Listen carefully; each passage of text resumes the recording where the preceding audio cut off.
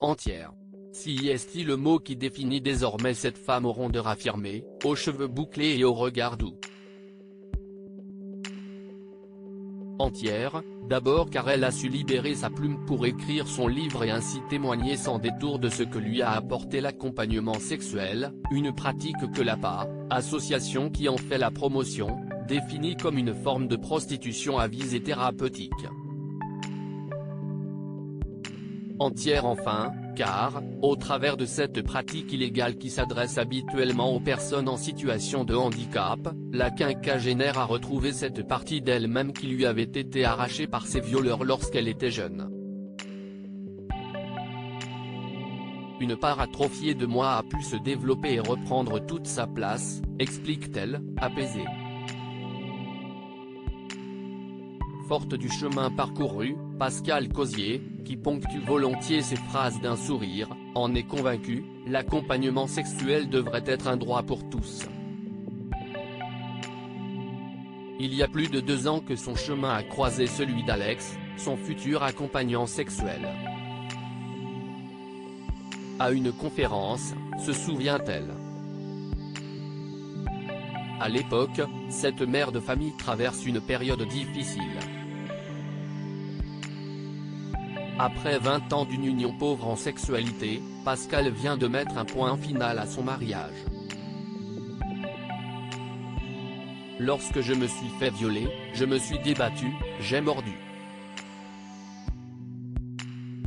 Pendant 9 ans ensuite, j'ai cherché à échapper à sa traque. Je me suis rendu compte que je m'étais coupé de ma sexualité et de mes sensations lorsque mon mari m'a annoncé qu'il avait quelqu'un, confie-t-elle. Ce jour-là, Pascale assiste à la conférence d'Alex, un professionnel qui envisage de commencer une carrière d'accompagnant sexuel et présente ses massages tantriques mêlant méditation et sensualité. Je me suis dit, tiens, les massages classiques ne me font plus rien.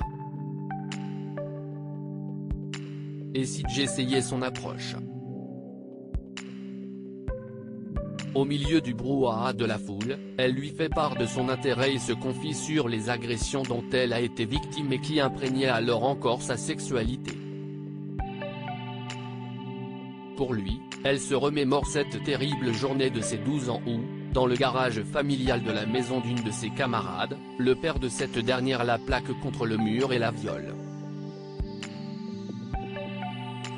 Lorsque je me suis fait violer, je me suis débattue, j'ai mordu. Et j'ai perdu, se souvient-elle.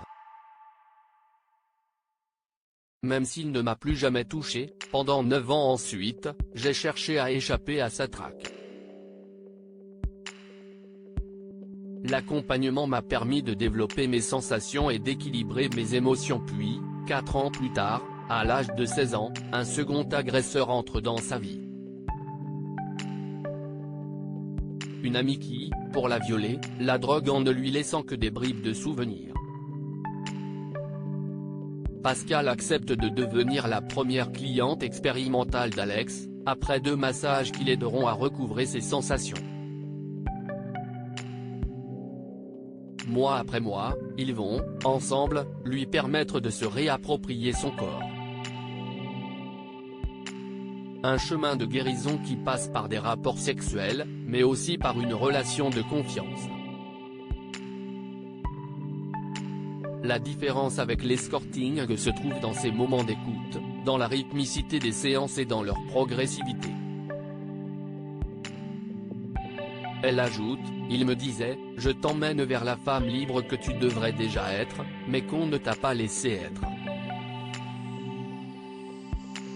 Même si des sentiments interdits viennent compliquer parfois leur travail, celui-ci porte ses fruits au bout de 9 mois, Pascale comprend alors qu'elle n'appartient pas à ses violeurs, mais à elle-même. Avant, j'avais besoin d'être dans des émotions exacerbées pour être nourrie.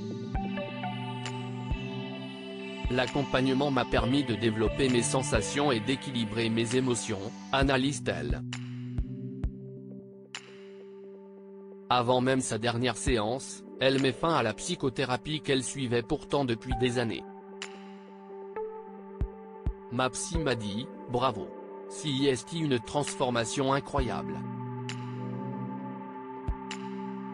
Aujourd'hui, celle qui cherche à se reconvertir comme sexologue a envie de reconstruire une relation de couple durable, un objectif qu'elle ne lie pourtant plus à son épanouissement sexuel. En attendant de trouver l'amour, Pascal s'offre du bon temps dans les bras de ceux qu'elle appelle ses amants.